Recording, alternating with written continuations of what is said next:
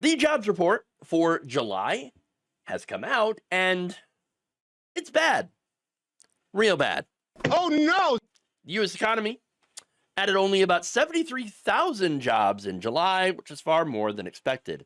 And by the way, this is not accounting for a likely later revision, but I'll get to that. Now, according to reports, the two industries that actually added these jobs were both in healthcare and social assistance. Now, growth, of course, was dragged down by cuts to the federal workforce as a result of Trump and, of course, Doge.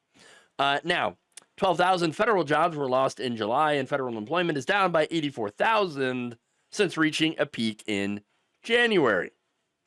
Not only that, but as I mentioned before, we had some revisions to the jobs numbers in recent months. May's job figure was revised from 144,000 down to 19,000. Woo! That is that is a net negative of 125,000 that they revised down. Yikes. June, their job numbers were revised down from 147,000 to just 14,000. So, yeah, that's a revision of 133,000 jobs that weren't actually there. They were just imaginary jobs. Okay? Or as the previous administration, the previous Trump administration would have called them alternative jobs numbers. Right. This is a combined 258,000 fewer jobs than previously reported. Ouch. Ouch. Now, Thomas Ryan, a North American economist for Capital Economics, wrote in a note to investors, quote, "There was little to celebrate in the July employment report." Yeah, no kidding. He noted that the 3-month average employment gain had now fallen to a troubling low of 35,000, which is bad. It's not pandemic bad, but it's bad. It's not good. In fact, the U.S. economy grew just 1.2% in the first 6 months of the year, down from the average of 2.5% in 2024. The economy is contracting. Job growth is stagnating. I was told that we were going to be winning. Well, let me ask you, does this look like winning? Does this look like winning?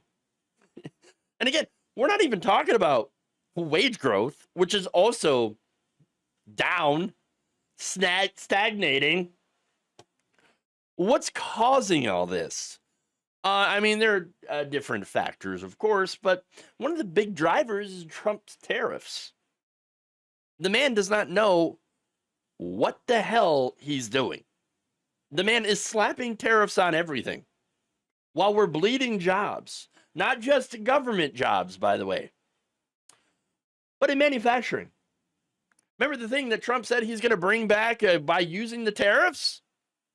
Yeah, no, it's not working. Look, just last month, 11,000 manufacturing jobs gone. 15,000 manufacturing jobs in June gone. 11,000 jobs gone in May. That's it.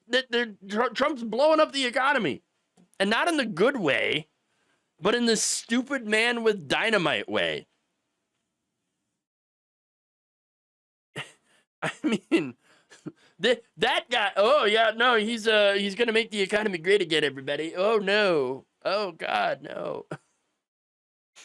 Now, experts weighed in on social media about the jobs numbers. For example, New York Times chief economics correspondent Ben Castleman, he described the downward revisions as a very significant sign of weakening and noted that healthcare and social assistance jobs accounted for nearly all of last month's gains. Quote, "If it hadn't been for that sector, employment would have fallen." Yeah. Economic analyst Joe Weisenthal called this, quote, brutal. If you exclude these two categories, job growth has been running negative for 3 straight months. Heather Long, chief economist at Navy Federal Credit Union, described the July report as a, quote, game changer, and not in a good way. The labor market now looks a lot weaker than expected. This puts a September rate cut from the Federal Reserve back on the table. I'll get to that in a bit. Market analyst Adam Crisafulli, the founder of Vital Knowledge Media, said this: hard to overstate how bad this jobs report was. Daniel Hornan, a senior fellow at MIT and former deputy director of the National Economic Council, said this, quote, a turbulent week in markets and the economy is coming to a close with inflation moving higher while economic and payroll growth are moving lower.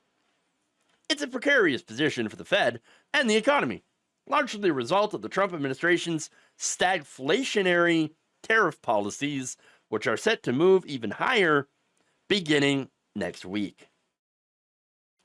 Look, yes, but maybe for Trump, this is a good thing, because maybe he'll be getting his interest rate cuts that he's wanted all along. Not because it's going to be good for the economy, but because it's going to help him to pay less on his outstanding loans. Okay, that's it. All he needed to do was to weaken the economy with his random bullshit tariffs, and there you go. He gets his rate cut. Which hasn't happened yet, but now it's on the table. Look, if you thought that Donald Trump would be good for the economy, well, I mean, I'm not sure what else I can say other than, especially since we all know he'll be blaming Biden soon for all of this. I mean, if he's not already, he probably already is. There's probably a truth out there on Truth Social, okay? Well, Joe Biden, that's a bad economy. Joe Biden losing jobs. I just don't know what else I can say to the cult members. I mean, you can't really talk to them at all. I think it should be really obvious, though, to everyone who's still actually living in the real world, that Trump and Republicans kill jobs. Thank you for watching. If you enjoyed this video, please like, share, subscribe, hit the bell icon in order to get notified whenever a new video is released. And if you want to support independent, progressive media through this difficult time where it seems like everybody is shutting down, you can become a member on our YouTube page, you can become a subscriber on Facebook, or you can go to my Patreon. It's patreon.com/Jeff Waldorf. Thank you.